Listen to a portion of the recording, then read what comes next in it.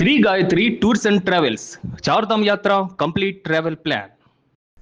నెల్లూరు జిల్లా ఇసుకపల్లి పట్టపుపాలెం మత్స్యకారులు తీర్మానం చేశారు. జువ్వెనదిన్నెలో జగన్ పర్యటన ఉంది. అయితే ఆ పర్యటనకు వెళ్ళకూడదంటూ కూడా వారందరూ తీర్మానం చేయడం జరిగింది. ఇక జగన్ పర్యటన వెళ్ళినటువంటి మత్స్యకారుడికైతే ₹1,00,000 జరిమానా అంటూ కూడా ఒక ఆంక్షను విధించారు. బోట్ల వ్యవహారంపై ఏదైనా కానీ ఒక అంశం తేలేంత వరకు కూడా టీడీపీ వైసీపీ నేతలను కలవకూడదంటూ కూడా ఏ రాజకీయ నాయకులు కూడా కలవకూడదంటూ కూడా ఒక తీర్మానం తీసుకొని కూడా ఈ విధంగా వీళ్ళందరికీ మద్దతు తెలిపేందుకు జగన్ జువ్వెలదిన్నెలకు వస్తూ ఉన్నారు. ఇక ఈ క్రమంలో కూడా ఇటు జగన్ను కూడా కలవకూడదని చెప్పి కూడా ఒక తీర్మానం చేసుకున్నారు. రాజకీయ కార్యక్రమాలకే వెళ్ళకూడదంటూ కూడా మత్స్యకారులు తీర్మానం చేశారు. ఒకవేళ కనుక ఎవరైనా వెళ్తే కనుక ₹1,00,000 వాళ్ళైతే జరిమానా చెల్లించాల్సి ఉంటుంది అంటూ కూడా అక్కడ తీర్మానించారు. ఇక మరొక వైపు చూస్తే బోట్ల చోరీ ఘటనలో ఆరోపణలు ఎదుర్కొంటున్నారు బీద మత్స్యకార సోదరులు. అయితే బీద మత్స్యకారుల సోదరులపై కూడా దురాయి విధించినటువంటి మత్స్యకారులు ఆంక్షలు విధించారు. ఇప్పుడు కాసేపట్లో జువ్వెనదిన్నెలకు మాజీ సీఎం వైఎస్ జగన్ వెళ్ళబోతున్నారు.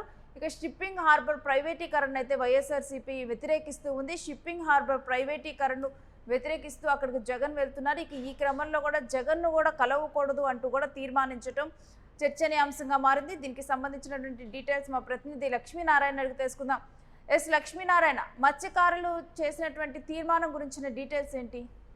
ప్రధానంగా నెల్లూరు జిల్లా మత్స్యకారులు తీసుకునే నిర్ణయం కొంచెం సంచలనంగా మారింది. ఇక్కడ ఒక సంఘటన ఒక నెల రోజుల నుంచి నడుస్తోంది. ప్రధానంగా తమిళనాడు మత్స్యకారులకి ఆంధ్రప్రదేశ్ మత్స్యకారులకి సరిహద్దు వివాదం ఒకటి ఏర్పడింది. సముద్రంలో చేపల వేట సమయంలో తమిళనాడు మత్స్యకారులు ఆంధ్రప్రదేశ్ జలాల్లో ప్రవేశించి చేపలు పట్టుకోవటం అట్లాంటివి జరుగుతూ ఉన్నాయి. కొన్ని సమయాల్లో ఆంధ్రప్రదేశ్ మత్స్యకారులపై దాడులు కూడా చేస్తున్నారు.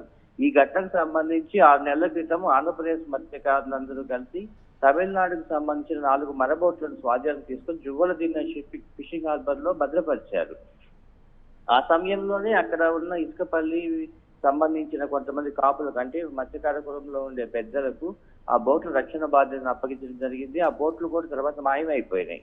బోట్లు మాయమైపోయినప్పుడు మత్స్యకారులే వారికి ఎవరికైతే బోట్లని రక్షించాలని చెప్పి బాధ్యత అప్పగించారో వారిపైనే దాడి చేయడం జరిగింది. మీరు రాజకీయ ప్రలోభాలకు లొంగిపోయి మనం ఎప్పటి నుంచో ఒక కట్టుమాట, అంటే వాళ్ళు దురాయి అని ఒక కట్టుబాటు ఉంటుంది. ఆ దురాయి అనే కట్టుబాటు విధించినప్పుడు ప్రతి మత్స్యకారుడు దాన్ని ఆమోదించి తీరాల్సిందే. మీరు ఎట్లా బోట్లు ఇచ్చారని వారిపైన దాడి చేయడం జరిగింది. దీనికి సంబంధించి ఒక వారం క్రితం మొన్న ఏప్రిల్ 6వ తేదీన ఇక్కడ ప్రకాశం జిల్లా పాటల్లో కూడా మత్స్యకారులు 4 జిల్లాలకు సంబంధించిన వాళ్ళు చిత్తూరు, నెల్లూరు, బాపట్ల, ప్రకాశం జిల్లా మత్స్యకారులకు సంబంధించిన 160 గ్రామాల పెద్దలు కూర్చొని సమావేశం అవడం జరిగింది.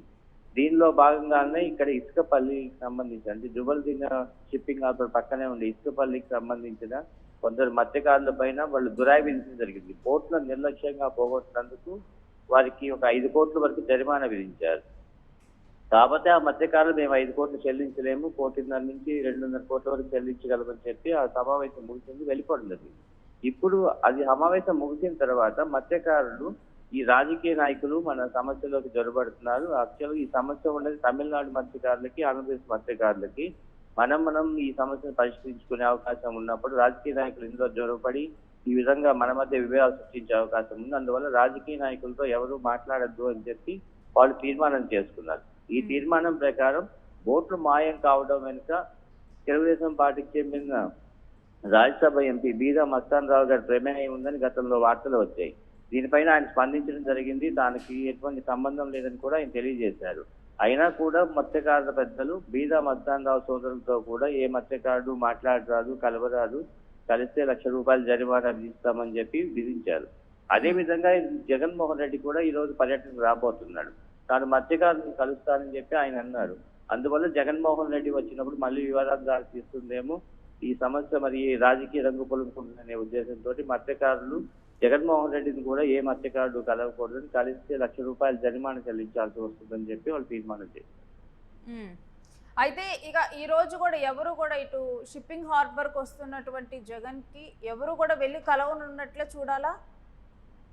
అంటే ప్రధానంగా అక్కడ రాజకీయ పార్టీలకు సంబంధించి ఎటువంటి సమావేశాలు జరిగినా కూడా వివాదాలు జరుగుతాయి, కార్యక్రమాల్లో గొడవలైనా కూడా పాల్గొంటుంటాడు.